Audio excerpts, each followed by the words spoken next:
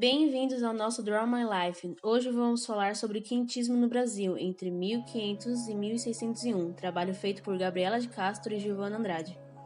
O quentismo foi o primeiro período literário no Brasil. No começo, a literatura não era artística, não estavam interessados em fazer arte, falar de sentimentos e assim por diante. Falar de sentimentos e coisas do tipo eram proibidos. Essa literatura pode ser dividida em duas vertentes, a literatura de informação e literatura de formação.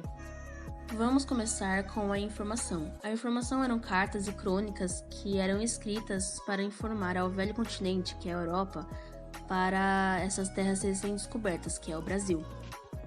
Falavam sobre tudo, a vegetação, o clima, a fauna, a cultura e os costumes. Essas escritas eram feitas por cronistas e viajantes. Resumindo, eram informações sobre a terra e o homem. O mais famoso de tudo isso é o Pedro Vaz de Caminha. Ele escreve a primeira coisa em língua portuguesa no Brasil, a famosa Carta do Descobrimento, que é a nossa certidão de nascimento literária. Mas você deve estar se perguntando, mas não é uma discriminação com o índio dizer que a literatura começa só quando chegam os portugueses? De certa forma, sim, e de certa forma não. Por quê? Porque o índio tinha uma literatura, mas não tinha letra escrita, tinha uma literatura oral.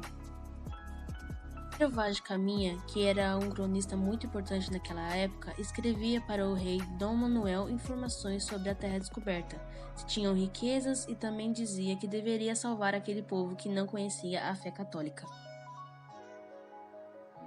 Vamos para a segunda vertente, a literatura de formação. É a literatura feita pelos jesuítas para catequizar os índios, ou seja, converter eles ao catolicismo. Vamos falar sobre alguns jesuítas importantes.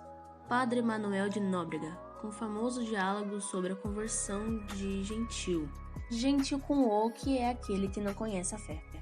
Padre José de Anchieta foi o mais importante jesuíta, chamado também de apóstolo do Brasil.